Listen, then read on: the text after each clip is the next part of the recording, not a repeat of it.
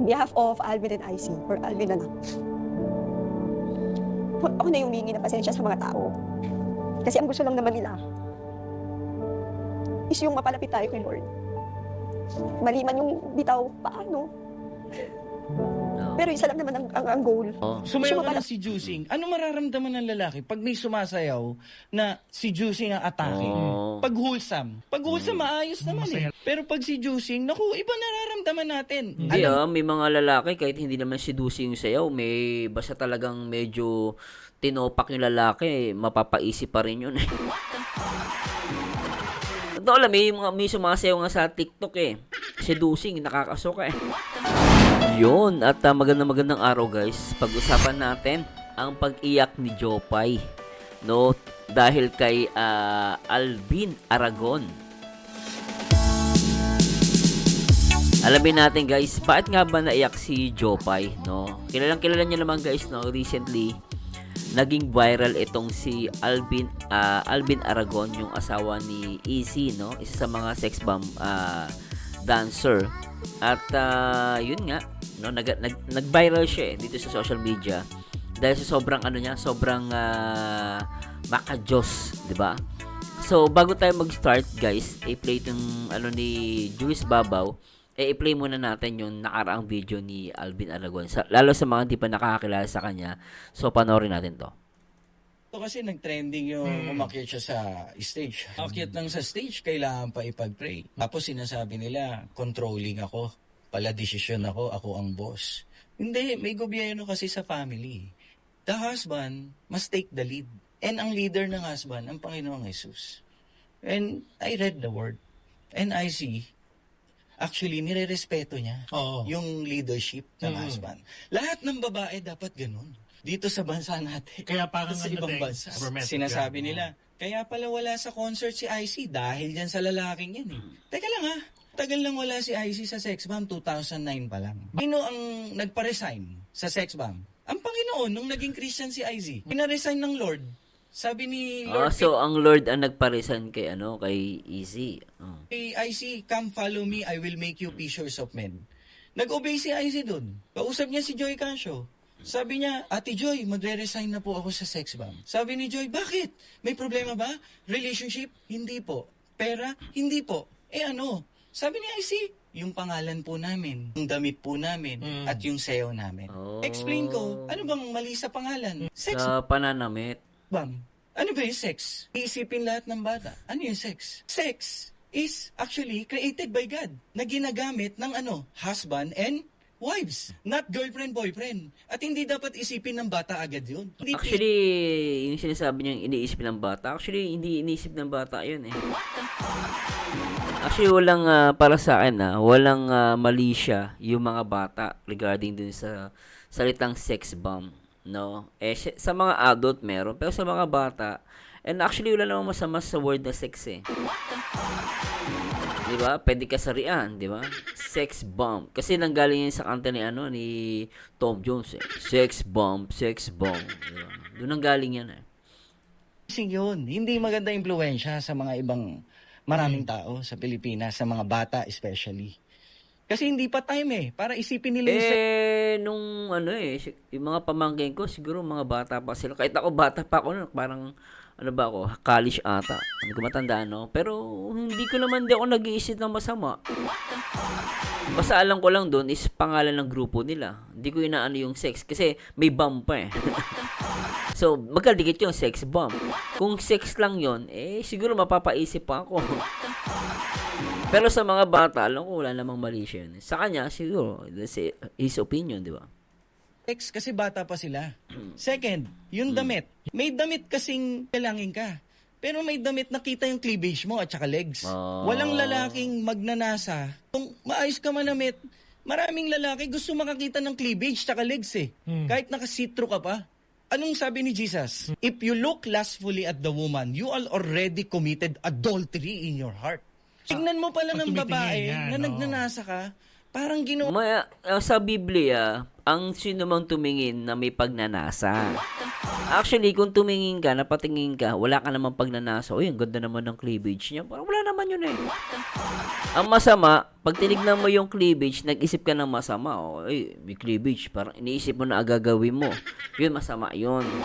Kaya sabi sa Biblia, ang tumingin na may pagnanasa. Eh kung tumitingin ka, hindi naman kasalanan yun. Dahil, o lalo sa jeep mo, napatingin ka. Wala namang ano dun eh. No? Pero anyway, opinion niya yun. Pero sabi ko sa Biblia, ang tumingin na may pagnanasa. Eh paano kung napatingin ka? Wala namang pagnanasa sa'yo. Diba iba, atangin mo makasalanan yun. So, dinidisiplina ka din, no? Binituturan tayo ng Diyos na tinunuran tayo ng Diyos at dinidisiplina tayo kung paano tayo tumingin. Kuha mo na yung physical act. Ano pa? Sayaw. Merong wholesome na sayaw. Oh. Merong sayaw na seducing. Sige, Oh. sumayaw ka ng seducing. Ano mararamdaman ng lalaki pag may sumasayaw na seducing ang atake? Oh. Pag wholesome. Pag wholesome, maayos naman eh. Pero pag seducing, naku, iba nararamdaman natin. Hindi may mga lalaki kahit hindi naman seducing yung sayaw, may basta talagang medyo tinopak yung lalaki, mapapaisip pa rin yun eh. Ito alam, may sumasayaw nga sa TikTok eh. Seducing, nakakasuka eh. So, di lahat ng sumasayaw na naka-seducing eh maganda. Iba nga nakakainis eh. O, di ba? Nyo yan, men. Alam nyo yan, mga lalaki. Guys, good vibes lang ah. So, umiwas si IC doon. Bakit? Walang will ni Lord eh. Matagal nang wala si IC. Huwag mo kong sisihin na dahil sa akin. Kaya wala siya sa concert. Yung round 1, round 2, round 3 na concert, wala naman siya eh. Bakit? Ang sagot ng Lord doon, sinik niya eh. Lord, do you want me to accept the offer of Rochelle? Ang devotion niya, no talaga eh. Bakit no? Eh, yun ang gusto ng Lord eh, no. O, bakit yung round 4, go? Yung purpose, to share the love of Jesus to the people. Kaya siya nandun sa concert. She shared the love of Christ. Tapos, kino-compare pa ako sa asawa ni Sunshine na Vice Governor, sa asawa ng ibang sex bomb na mabait daw sila kasi pinayagan nila yung asawa nila na mag-concert. Yung babasihan ng mabait na husband, payagan lang mag-concert, di ba? Ang babaw naman. Grabe naman yun. Grabe naman. Noon, ano ba yung suot nila? Ako, ayoko yung asawa ko na Hindi na ano mo yung suot ng ibang babae. No, kumbaga asawa nila yun, karapatan nila yun, di ba? Ba't mo pupunahin yun? Dapat punahin mo yung asawa mo na lang. away lang sa poster. Niligawan ko nga asawa ko simula 2011 hanggang bago kami ikasal, naging fiancé kami. Sabi ko, hindi ko siya hahalikan Until the pastor, you may kiss your bride. Tapos papayagan ko siya mag-concert para magtawel lang na makikita ng gaano karaming lalaki sa buong Pilipinas. Tapos pasasayawin ko na naka-see-through. Sobra si brother mag-isip.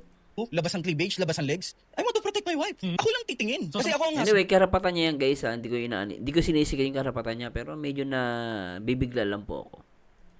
Sinasabi nila, buti pa yung asawa ni Sunshine, Vice Governor, pinayagan sila mag-concert. Dapat nga hindi eh. Dapat nga yung asawa mo, ingatan mo. Hindi mo hayaan magsuot ng mga damit na para pagnasahan ng mga lalaki. Kasi ang daming bash ni IC. Doon pa lang sa anak niya naging pinili ang direksyon maging bading. Ang dami ng bash eh. Kasi hindi daw tinanggap kasi bading. Totoo naman eh. Ano ba sabi sa Bible? God judged the homosexuality. Read the Genesis 17, 18, and 19. Those men in Sodom and Gomorrah wants to have sex with other men. And God judged that Sodom and Gomorrah. Even until now. Oh, wrong. Sa Biblia, pag binasa mo yun, inalis yung pagiging katutubo nila. Yung dun sa Sodom at Gomorrah, may nakipagtalik doon, lalaki sa lalaki, hindi sila bakla. So, sobrang hayok, no? Sobrang hayok. Naipagtalik sila kahit lalaki sila. Naipagtalik sila sa kapwa lalaki. Ganun katindi yun, no? Ngayon, pero yung pagiging bakla, hindi kasalanan yun. Anyway guys, magkakaiba tayo ng sa punto na to ha. Baka magtampo kayo sa akin, this is only my opinion. Pero lahat ng tao may karapatan maligtas. Lahat ng tao inilikha ng Diyos. Yun po masasabi ko sa kanya. May sinasabi doon, yun talagang suklam-suklap na yung ginagawa. Biro mo, lalaki ka, papatuloy ka sa kapwa lalaki mo. Suklam-suklam yun, di ba? Yun, kaya ginuna yung Sodom at Gomorrah. Yun po yung na alam ko sa Biblia. Guys, kung mali po ako, hindi ko po pinipilit, ha? Don't want build anything there na dinevelop. Hindi. Ngayon, ang mabuting magulang, sabihin mo sa anak mo kung ano yung huwag mong gawin. Di ba? Kasi mapapahama ka dyan pag ginawa mo. God will throw you to hell. If you continue to do homosexuality, mamuhay ka, and you don't want to believe in Jesus. So, ayon sa bakla, ano? Pero nilikhahan ng Diyos yan, yung singaw. May kaligtasan ng bakla sa langit. For you. God will throw you to hell if you don't stop, if you don't repent and believe in the gospel. Grabe, ano? So, try naman natin si Job. Hindi naman po ganun ang suot ko. As a performer, doon nyo lang po ako makikita magsuot ng ganun. Pero dahil nga ang mga tao may respeto sa amin, hindi kami binabastos ng... Pero hindi ganyan ang kanyang pananaw. Kaya nga ayaw niya. Opo, magkaiba. Sabi nga magkaiba po. talaga kayo eh. Opo. Kanya-kanya tayo ng rules. Kung sinusuportahan ako ng asawa ko, hindi ko naman sinabing, Alvin, hindi mo sinusuportahan si IC. Grabe nga ang suporta niya kay IC eh. Di ba? Pineto nila ang buhay nila eh. From nasa sex bomb si IC, ayaw na niya. Yung suporta niyong dalawa. Nagko-compliment sila dalawa. Nagko-compliment kayo. Pamilya niyo yan. I just wanna make this clear. Kilala mo sila, di ba? Yes po. So hindi naman parang pinipilit niya si IC na ano, parang kumbaga hino-hold back niya si IC doon sa gusto niya talaga mangyari sa life niya. Hindi Kasi parang ganoon ang impression na parang hawak sa leeg ni Alvin si IC. kinokontrol, kinokontrol niya bakit na desisyon. si Alvin lahat ang nagde-decide. Yeah. Parang ganoon ang impression. Nung napanood ko sila sa Boy Abunda, nakita ko yung happiness ni IC. Okay. Nakita ko yung paano niya sasayawin, ganyan yung si Alvin nakaganyan, na parang sa Even that is being misinterpreted, ha? na mga tao na parang sinasabi, binabantay. Alvin, sana man lang sinuporta mo yung asawa mo. Yun yung sinasabi ng mga tao siguro na sana kahit papano, yung konting happiness lang ni IC na suporta mo lang. Nakita mo ang saya ng asawa mo nung araw na yun. Oo, tama, no? Yung panahon na, masaya ang asawa niya, pinayagan niya, no? Kahit magpaka-plastic ka na lang sa harapan ng mga tao. Pero syempre, si Alvin yun. Hindi ko naman sinabing, Alvin dapat baguhin niya. Hindi, si Alvin yun eh. What you see is what you get sa kanya. Parang ako, what you see is what you get sa akin. Napaka-bold ko sa lahat ng sinasabi ko. Wala akong dagdag bawas. Yun kasi yung personality niya. Siguro, I don't know kasi hindi ko siya kilala. Hindi ko alam ang ugali niya. Mas kilala ko si IC. Mas taon ko nakasama si IC. Diba? So, yun nga, niloloko na nila yung doon nga sa ano. Lord, no? Kitang-kita ko talaga yung happiness ni IC. So, Pero parang syempre, ano, as no? kay IC, ngayon, hindi lang nagsasalita yung mag-asawa or si IC. Ako, ramdam ko na nasasaktan si IC para sa asawa. Ako nga eh, nasaktan sa asawa naman. ko eh. Ganon din Sakit si nga IC naman yun. sa asawa niya. So para sa akin, syempre, hindi ko naman pwede sabihin sa mga tao na utusan sila na tama na. Instead na mapalapit sila kay Lord, and ngayon namamak na si Lord na hindi nila sinasadya na si Lord na minamak ha. Hindi nila alam. Ang gusto lang nilang asarin si Alvin. Pero hindi nila alam. Si Lord na yung nasati. Kumbaga- Sana, umiiyak na si Lord. Tama diba? kayo, parang yung message hindi nagiging seryoso. Oo. Imbis na maging seryoso yung mensahe, parang nagiging ginagawa katatawanan na. ng mga tao, Oo. no? Katatawanan na talaga. Yun yung masakit na part. So kung ikaw magbibigay ng advice sa kanilang dalawa, ano yung advice na ibibigay mo at this time in their lives? Mag-hold lang kayo sa faith nyo kay Lord. Ah. Tama yung ginagawa nyo. Yung faith nyo kay Lord, tama yan na kung ano yung gusto nyong sabihin. Suportahan mo si IC, suportahan mo si Alvin. Tama yun kasi mag-asawa kayo. Ingatan nyo yung pamilya nyo. Mahalin nyo. Kapit tayo kay Lord. Kay Alvin, siguro, ingatan lang natin kung paano natin i-deliver. Kung mag-name drop ka, alam mo naman sa ating lahat, lagi tayong may katukat. Ini-edit lahat ng mga sinasabi natin. Which is sa part natin, masakit. Kahit i-take down natin yung ano yan, lumabas na yan, nakopy na yan, lahat yan. So, lesson learned lang siguro. Ingat lang sa bibitawan. Tandaan natin yung mga yan, may mga, like kunwari sila, Ate Kay Brosa, sila Black Knight, bago sila dumating sa punto na tanggapin nila yung anak nila na ganun, marami silang pinagdaanan. Pinagdasal nila kay Lord dyan lahat. Hindi yan basta tinanggap lang nila basta. May mga processing sila dyan. Ingat lang tayo. Instead na magalit tayo, sabi ni Lord, mahalin. Mahalin natin sila. Huwag natin itulak palayo kay Lord. Kunin natin, i-save natin. Ganun. Hindi ka galit sa kanya. Doon sa mga sinabi niya. Basta kay Lord, nag-glorify si Lord, hindi ako galit sa'yo. Nagalit lang ako, is yung asawa ko na. Do you think he owes kayo, no? Na nasaktan niya ng apology doon sa kanya mga sinabi? Ako, sinabi ko sa grupo ko, oo. Dapat mag-apologize. Sabi ng grupo ko, hindi na kailangan. Kanya-kanya kami. Pero sa'yo, feeling mo dapat. Dapat. Hindi mo naman, sige, kung hindi ka marunong magsabi talaga ng sorry, it's okay. Pero gusto namin mag-asawa na makausap siya. Really? Dapat talaga mag-sorry si Alvin, di ba? Gusto ko. I'm sure willing siya makipag-usap sa Kasi inyo. bakit? Oo. Vice versa, may matututunan ako sa kanila. Baka naman may matutunan din sila sa akin. Okay. Wala akong galit. Noong una, Oo. ay Galit ka. talaga, nanginig ako. Sabi ko, Oo. nagtatrabaho lang naman ako.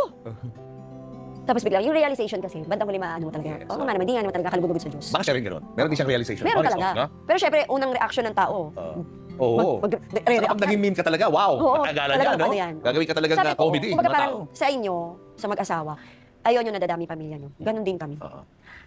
Ayaw din namin nadadami yung pamilya nyo. Ako ayaw ko nadadami ang pamilya ko, mga anak ko, asawa ko, sa mga ganyang bagay. Yung huhusgahan mo agad. Oo. Ganon din yan sila Ate Kay, sila Black Knight, nahuhusgahan agad. Lagi niyong tatandaan, si Lord lang ang may karapatan na humusga sa atin, pero hindi naman niya ginawa. Tama. Pero gusto ko lang sabihin sa mga tao na nagkamali si Alvin doon sa tingin nila na sa pagbitaw ng salita. Humingi ako ng pasensya. Ikaw na humihingi ng pasensya para sa kanya. Being a Christian, no? Oh, pero bakit si Jopay yung hihingi ng pasensya, no? Sister. Bakit ka, emotional, Jopay?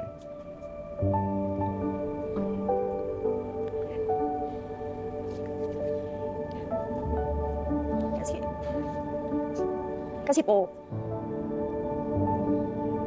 ano eh, sorry po. Okay lang. Okay lang. Yeah. In behalf of Alvin and IC, or Alvin na lang, ako na yung humingi ng pasensya sa mga tao. Kasi ang gusto lang naman nila is yung mapalapit tayo kay Lord. Mali man yung bitaw, paano? No. Pero isa lang naman ang goal is yung mapalapit tayo kay Lord lahat. Ano man yung pinagdadaanan natin, meron man tayong mga we're not perfect kasi, di ba? So, patawarin talaga. Tigilan na. Kasi guys, may 2 anak na babae yun eh. Kasi nararamdaman ko si IC, sobra. Kasi kung sa akin din po mangyari yun. Actually, Jopoy, hindi naman inaano ng mga tao yung pamilya ni Alvin. Yung sinasabi niya kasi, na sobra siyang judgmental sa iba. Kasi yung masakit kasi, na parang ikaw, nagbago ka, tinawag ka ng Diyos, sabi mo, pero nagiging judgmental ka kasi sa paligid mo, yun ang mali. At hindi naman dahil, hindi naman binabash siya dahil sa pamilya, hindi eh. Ang binabash yung sinasabi niya kasi talaga nakakatawa minsan eh. Lalo sa bakla, parang ang dating, masama yung maging bakla, no? May impyerno. Hindi ganoon sa Biblia. Sa Biblia, tama sinabi mo na ang Diyos ay hatulan tayo. Ang Diyos lang pwedeng humatol sa atin at ang Diyos lang nakakabasa ng ating mga puso. No? Hindi ko kayanin eh. Kapit lang ako kay Lord. Tsaka, salamat din umiiyak ka pero para sa akin hindi ka dapat umiyak eh. Ang dapat na umiyak at humingi ng sorry si Alvin kasi kung na-offend niya din yung ibang mga tulad ng ibang artista, na-offend niya dahil may mga anak na mga bading yun, tomboy, tapos ganun yung sinabi niya, so nakaka-offend yun. For me, tama yung sinabi mo, no, gusto lang ni Alvin na mapalapit tayo sa Diyos, pero mali lang yung paraan niya. Actually, yung paraan niya lang mali, no. Pero yun nga lang, nasabi ko nga na porket nagbago ka na, dapat maging judgmental ka na. That's wrong. Walang inutos ang Diyos na gano'n. Kung ikaw nagbago ka na, hayaan mo, huwag kang humusga. Di ba? Para sa akin, opinion ko lang po ito. So, kung nasaktan man kayo ni Alvin, kila Ate Kay, kila Black Knight, kila Ian, sorry po. Hindi naman niya, I don't know, hindi ko masabing intensyon, pero the goal is yung mag-glorify lang si Lord talaga. Kaya nga, feeling ko kaya ka-emotional because nangihinayang ka doon sa opportunity, no? Na mas makilala ng mga tao si Lord. Pero, nangyari. Oo.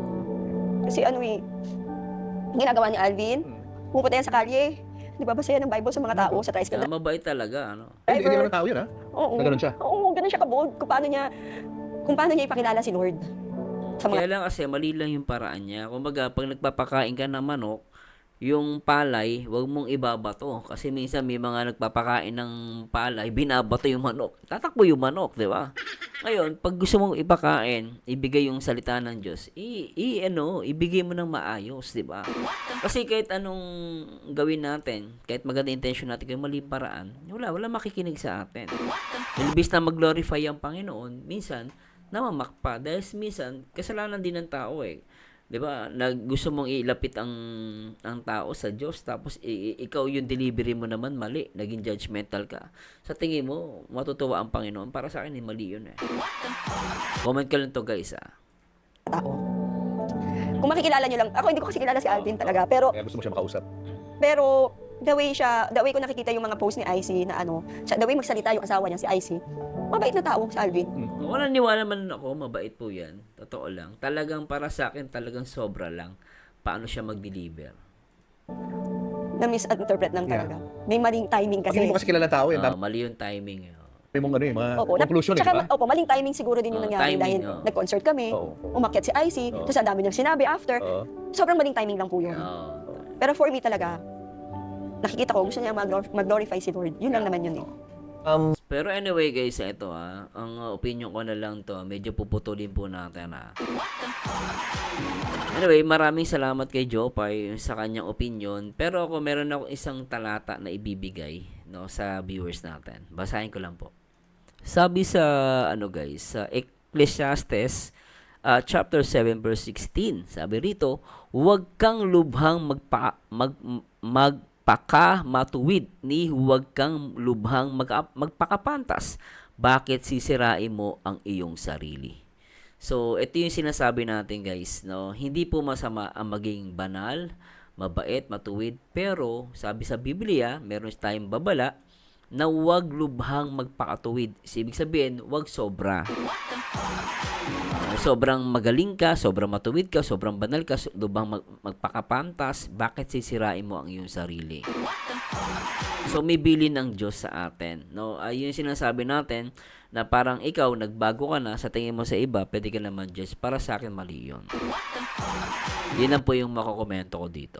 So, anyway guys, please comment down below may sabi nyo sa topic natin ngayon. No? Sa tingin nyo ba, marapat na si Jopay ang humingi ng sorry para kay Alvin? And dapat ba siyang umiyak? And sa tingin nyo ba, na ako para sa akin pinapatawad ko si Alvin Aragon. Kaya nga lang, no, alam ko gusto niya magbago ang tao pero hindi naman pwede na lahat ng bagay magiging judgmental tayo, especially sa mga bakla, sa mga tomboy.